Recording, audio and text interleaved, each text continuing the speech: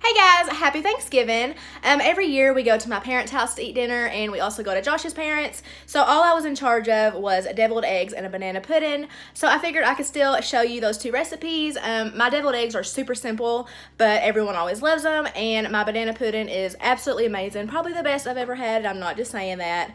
I always make it at least once a year, and it's always requested. So I'm excited to share that. But first, before I share these two recipes, I just wanted to take a minute to say how thankful I am for each and every one of you guys. I woke up this morning to over 7,000 subscribers, and that's just insane to me. Thank you all so much. You guys have opened so many doors for me, and I just truly appreciate all of the support. I hope that each and every one of you have an amazing Thanksgiving with whoever you spend it with. Much love to all of you guys. So first off, I made the deviled eggs. I cooked these in the Instant Pot for the first time. I've heard from many people that this is their favorite way to cook eggs, so I definitely wanted to give it a try.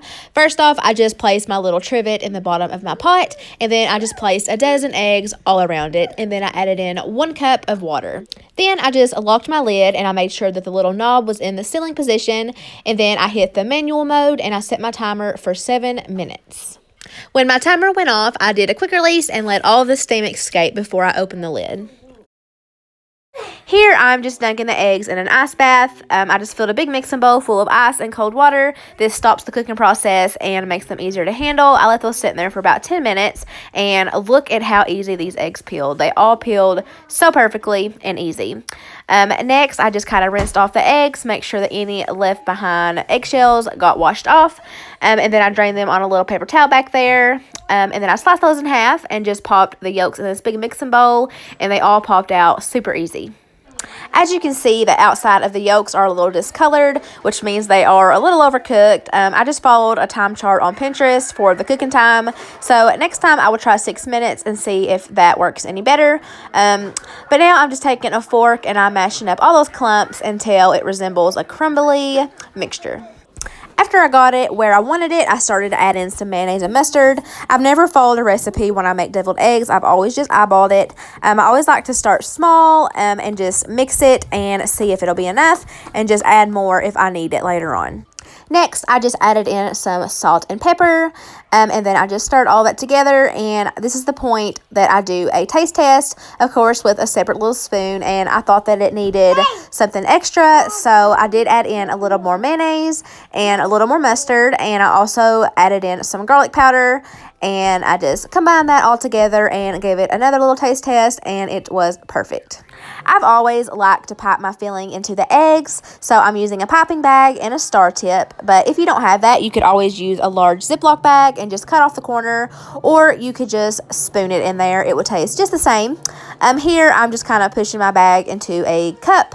This will make it easier to put the filling in there, so I just dump all of it into my bag, and then I just push it down, and it is ready to start piping. I was having problems with my filling coming out, and I didn't understand why, because I know that I had removed all the clumps when I was mashing it earlier with the fork, but I figured out the problem. Somehow my star tip got messed up. One of the ends is bent in, so the opening was very narrow, but they still turned out pretty cute. Once they were done, I sprinkled them with some paprika.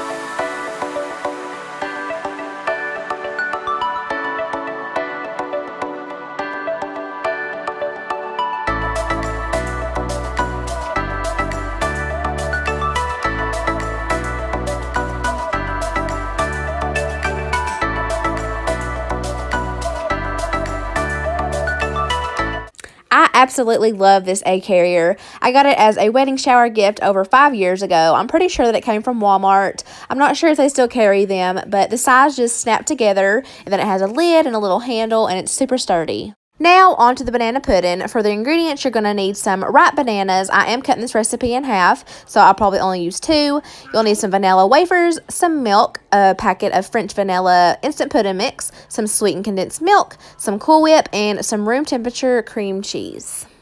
I'm using an 8x8 baking dish, and I'm just layering the bottom with the vanilla wafers, and then I'm going to top that with my bananas.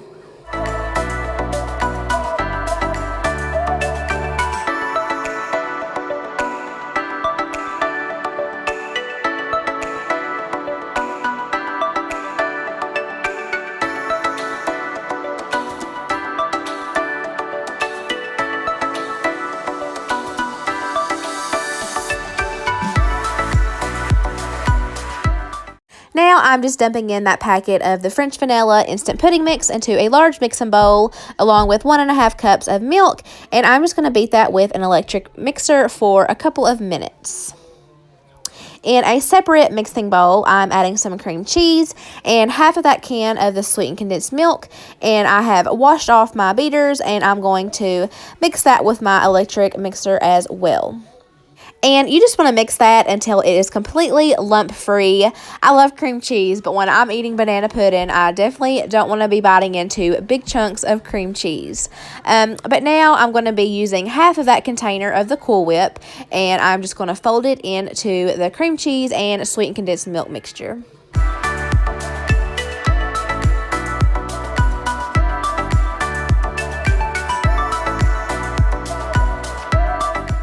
So there's the pudding that I mixed up earlier. It sets up really quickly, and I'm just going to take all the other ingredients that I just whipped up and dump it into this big bowl, and I'm just going to continue to fold all of that together, and that is it for the pudding mixture. Super simple. Now I'm just going to pour all of that pudding over top of the bananas, and then I'm going to top it with some more vanilla wafers, and that is it. This is such a good recipe. I will leave the original recipe in the description box. I definitely didn't make this up on my own or anything. But if any of you guys try this recipe, let me know in the comments how you all liked it. It is definitely a favorite around here. Is that good? Yeah.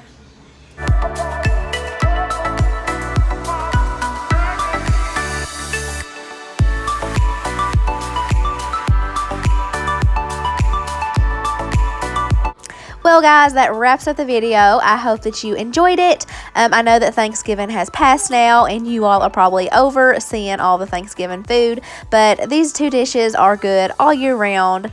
So, anyways, thank you all so much for watching. I will see y'all in the next one. Bye.